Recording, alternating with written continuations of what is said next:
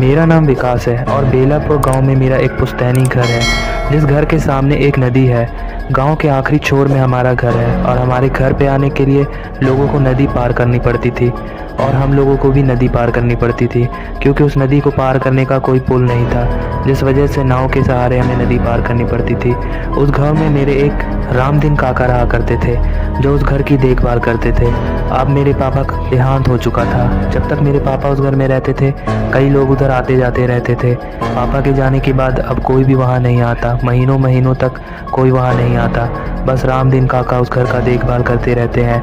ज़मीन के काम के लिए कुछ दिन के लिए मैं गांव अपने घर जाता हूं और रामदीन काका मेरा देखभाल करते हैं, खाना पीने का ध्यान वही रखते हैं। मैं अपने पापा के कमरे में रुका था। मेरे पापा के कमरे की खिड़की से वो नदी साफ साफ दिखाई देती है। एक दिन मैं बैठकर चाय पी रहा था और अपने कामकाज के बारे में सोच रहा था। रामदीन काका भी वहीं पर से आ जा रहे थे और अपना काम कर रहे थे। थोड़ी देर बाद मैंने चाय पीने के बाद अपनी किताब निकाली और उस किताब को पढ़ना शुरू कर दिया। उस किताब को पढ़ते पढ़ते मुझे काफ़ी देर हो चुका था और मैं काफ़ी देर से उस किताब को पढ़ रहा था। तभी मैंने देखा कि मेरे पास रामदीन काका आए और सर नीचे करके खड़े हो गए। मैंने देखा कि वो मेरे सामने सर नीचे कर खड़े हैं, तो मैंने पूछा, क्या हुआ काका, आप ऐसे सर नीचे करके क्यों खड़े हैं? तभी काका ने जवाब दिया, आपको कुछ चाहिए तो नहीं? मैं सोने के लिए जा रहा हूँ, आपको कुछ चाहिए तो बता दो। तभी मैंने कहा, नहीं मुझे कुछ नहीं चाहिए, आप सोने जा सकते हैं, जाइए आप सो जाइए। रामदीन काका बिना कुछ जवाब दिए उसके बाद सोने के लिए चले गए। मुझे वो थोड़े से अजीब लगे, क्योंकि वो सरल स्वभाव के थे, वो बोलना ज़्यादा पसंद नहीं करते थे और मुझे इस बात से कभी कभी चिढ़ आ जाती थी। लेकिन मैंने उस बात को इग्नोर किया और फिर से अपनी किताब पर ध्यान देने लगा और अपनी किताब को पढ़ना शुरू कर दिया। थोड़ी देर बाद मैं खिड़की की तरफ देखने लगा और फिर से अपनी किताब को पढ़ना शुरू कर दिया।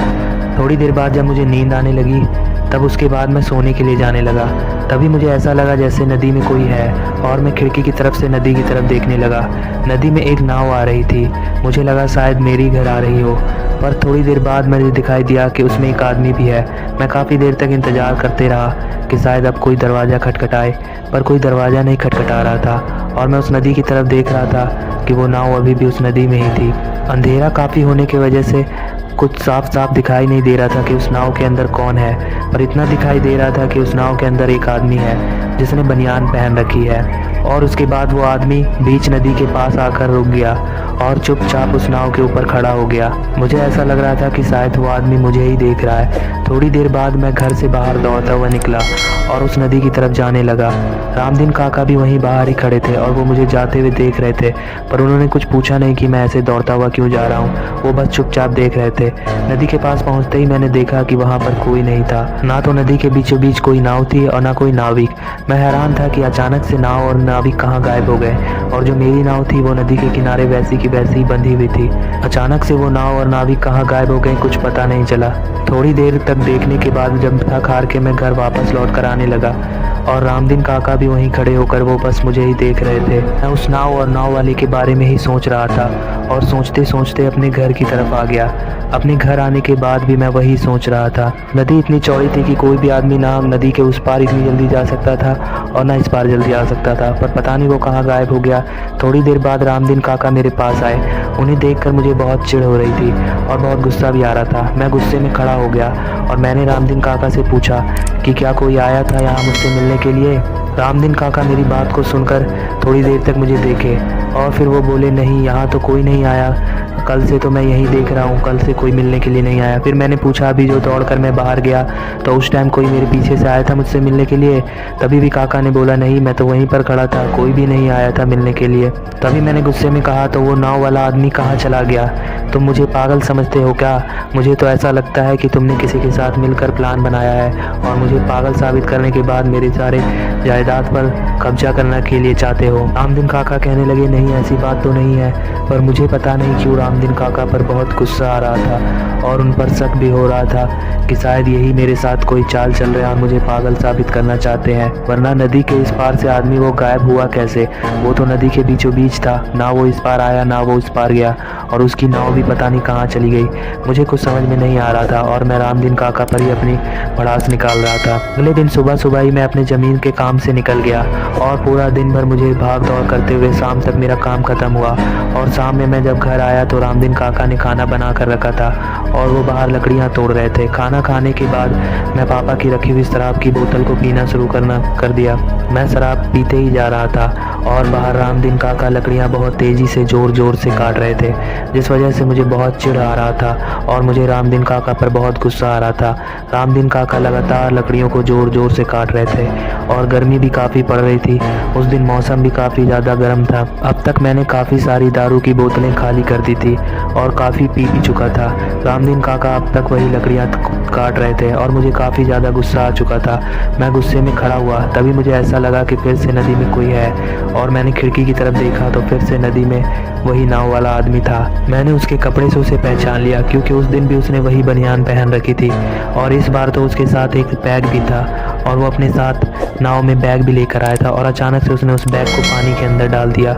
हैरानी तो मुझे इस बात की हो रही है कि बैग को पानी में डालने का कोई भी आवाज़ नहीं आया और वो नाविक बैग को पानी में डालने के बाद वहीं खड़ा हो गया।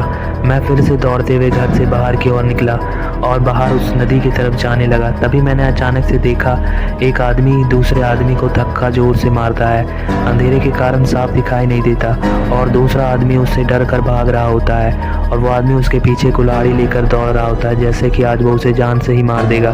तभी वो आदमी दौड़ते हुए गेट से टकरा जाता है और दरवाजे से टकराने के बाद वो नीचे गिर जाता है और वो कुल्हाड़ी वाला आदमी लगातार उस पर कुल्हाड़ी से वार करते रहता है और उसके खून के चींटे कुछ दीवार पर लग गिर जाते हैं, जिसे देखकर मैं और रामदीन काका हैरान होते हैं। रामदीन काका भी इस बार उसे देख रहे होते हैं और वो काफ़ी ज़्यादा हैरानी से देख रहे होते हैं। तभी मैंने रामदीन काका की तरफ देखा और बोला कि देखो है ना आदमी, मैं जब कह रहा था तब तो तुम कह रहे थे कि कोई नहीं है यहाँ, अब ये आदमी है ना, आप देख लो खुद के आंखों से, उस आदमी ने एक आदमी का मर्डर कर दिया है। रामदीन काका मेरी बातों का कोई जवाब नहीं दे रहे थे, बस मेरी तरफ चुपचाप देखे जा रहे थे और उस वजह से मुझे काफ़ी ज़्यादा रामदीन काका से चिढ़ हो रही थी और मेरे पर गुस्सा सवार हो चुका था। अभी मैंने रामदीन काका की कुल्हाड़ी उठा ली और रामदीन काका की तरफ बढ़ने लगा। रामदीन काका तेज़ी से दौड़ते के अंदर की तरफ जाने लगे और कुछ दूर जाने के बाद दरवाजे से टकराकर रामदीन काका नीचे गिर गए और मैं दौड़ते हुए रामदीन काका की तरफ गया और लगातार कुल्हाड़ी से उन पर वार करना शुरू कर दिया। उनके खून के छींटे दीवार पे पड़ चुके थे।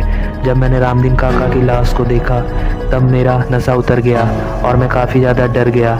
डरने के बाद मैं दौड़ते हुए अपने घर के अंदर गया और मैंने अपने बैग से अपने सारे कपड़े निकाल कर बाहर फेंक दिए और उस बैग को लेकर बाहर आ गया और रामदीन काका की लाश को मैंने उस बैग में डाल दिया और फिर उस लाश को लेकर के मैं नदी के बीचों बीच चला गया। मैंने अपनी नाव को खोली और उस नाव को लेकर नदी के बीचों बीच चला गया। नदी के बीच पे जाने के बाद तभी मुझे एहसास हुआ कल से मैं जिस आदमी को देख रहा था वो आदमी मैं ही था, क्योंकि मैंने ही ऐसी बनियान पहन रखी है और मैंने ही लाल बैग लेकर इस नदी पर आया हूँ। मैं अपने ही भविष्य को बार बार देख रहा था। इतना सोचने के बाद तभी मुझे लगा कि मैं अपने घर की तरफ देखता हूँ और मैंने अपने घर की तरफ देखा तो उस घर की खिड़की पर भी एक आदमी खड़ा था जो कि मैं ही था और वो आदमी उस खिड़की से मुझे ही देखे जा रहा था। मैं काफ़ी ज़्यादा घबरा चुका था और घबराते हुए मैंने जल्दी से उस बैग को उठाया और उस बैग को नदी की तरफ फेंक दिया। उस बैग में मैंने रामदीन काका की लाश को रख रखा था और कुछ पत्थर भरने के बाद उस नदी में मैंने फेंक दिया और उसके बाद जल्दी से मैं वहाँ से भाग गया। दोस्तों प्लीज़ हमारे चैनल को सब्सक्राइब कर दें और वीडियो को लाइक कर दें। Thank you.